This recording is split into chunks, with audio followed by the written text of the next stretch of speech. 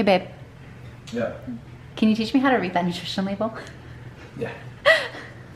She knows how to read a nutrition label, but most people do not. So we're gonna get into this.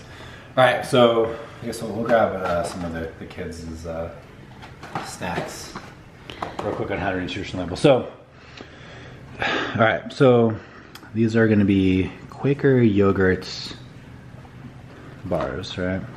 Those look great. They're not keto friendly, by the way. They're not keto friendly. Okay, so in this situation, right, you have a nutrition label. This is going to show you how many servings are per box. So there's going to be 5 of these bars per box. Let's make sure they didn't chip us. Yeah. All right, so here's going to be 1 serving, right? That's going to be indicated right here, which is 1 bar. Now 1 bar is also going to be 35 grams. So if I were to put this on a food scale, it should weigh 35 grams. All right.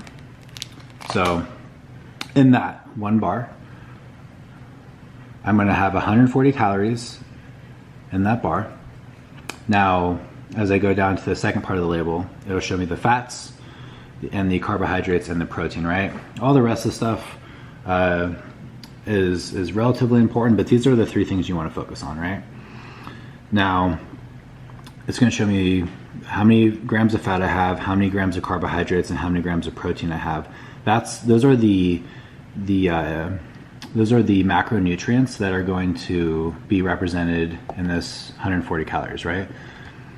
So in this situation, I have 4.5 grams of fat and 2.5 grams of saturated fat, 0 grams of trans fats, 0.5 grams of polyfats, and then 1 gram of monosaturated fat. So fats aren't necessarily bad for you. So I really wouldn't worry too much about fats, but saturated fats are something you want to avoid. But overall, the fat content of this isn't too crazy. But you'd be better off with fats coming from like animal fat or just a standard. Like avocados. Yeah, avocados, something like that. Now, you're also gonna have 0 grams of cholesterol in here. That's not bad. And then 105 milligrams of sodium. Now, a lot of people are really concerned about sodium levels, and depends on who you are, right? Some people are sodium sensitive, and some people are not. For me, I'm not sodium sensitive, right? So it doesn't really matter how much sodium I have. Your body will adjust to sodium levels to some degree. So if you have like 0 grams of sodium, for example, through your day, and then you just have like 1,000 grams of sodium, you're gonna feel that next day. You're gonna be bloated. You're gonna have to hold some water. But if you were to have 1,000 grams of sodium every single day for like a couple of weeks, eventually your body will level out and you'll lose that bloating. So sodium isn't something you have to be necessarily too worried about. It depends on how sensitive you are to it. Now here we have carbohydrates, right? So you have 25 grams of carbohydrates per bar, so it's quite a bit. Your dietary fiber is 1 gram, and your total sugars is 11 grams, which also includes 10 grams of added sugars and sugar alcohol 2 grams. So what's interesting is, as you look at carbohydrates and you look at dietary fiber, these 2 numbers cancel each other out, right? So your net carbohydrates from this entire thing is actually 24 grams. So if you were to have your total carbohydrates be 25 grams and you had 10 grams of dietary fiber, then you're really only consuming 15 grams of carbohydrates when you eat the product, right? In this situation, this is not a dietary fiber friendly bar though. And then you have 2 grams of protein in there as well. Not too impressive either. In terms of a snack,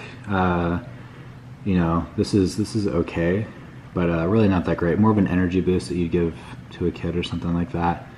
Some kind of keep them moving, but it's definitely not the best snack in the world. And then as you go down, you have your vitamins and minerals.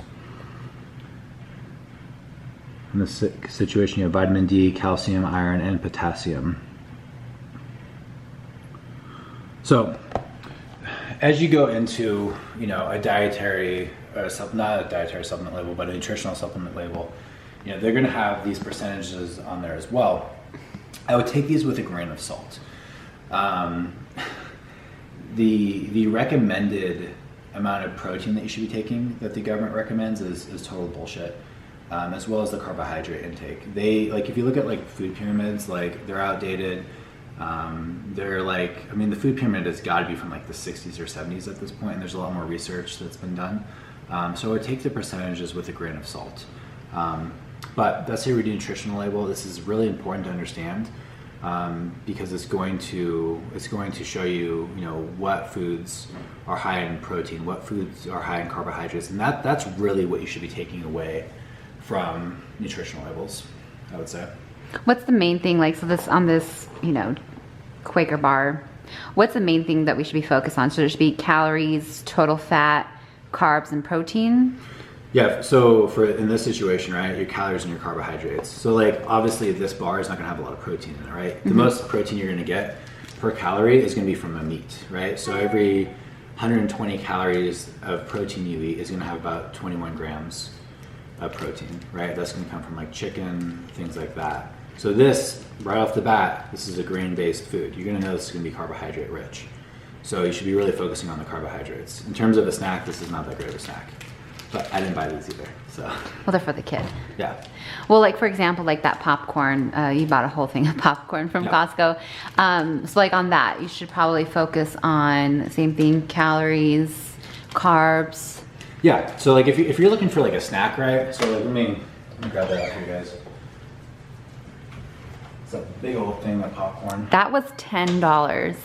Yeah. It has 44 packs. So in this situation, all right. In this situation, you have 2.5 servings per bag.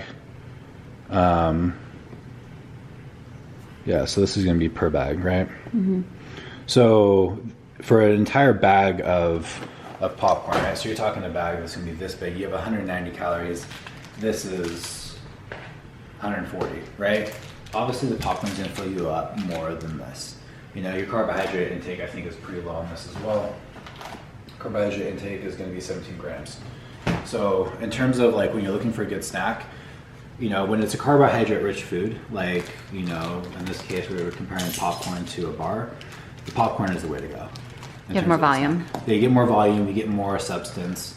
It's less rich in carbohydrates, probably less random ingredients as well. I mean, look at the ingredient lists. Here's your ingredient list for these bars. I mean, if you can't pronounce it, you shouldn't be eating it. You know, and a lot of our foods are like this. You know, when it comes to the food that I eat or Jessica eats, you know, we do focus on it as natural as possible. You know, if you don't cook it, then you probably shouldn't be eating it. You know, and then there's some raw foods that we'll eat, obviously, like, you know, green beans, asparagus, avocados, things like that you don't necessarily cook. But the more ingredients something has, I would stay away from that. And those can all be seen on the nutritional label of your food. So that's how you read a nutritional label. Definitely study nutritional labels, get to know them. It takes, realistically, all you have to do is pay attention for about 6 months to maybe a year, and then you're gonna know what's in the food before you buy it. Most people, I would say 90% of people do not know how to read a nutritional label. So focusing on this is going to be extremely beneficial and allow you to make better choices. That's all this is. That's all. Your body is a result of what you eat every single day and what you put into it.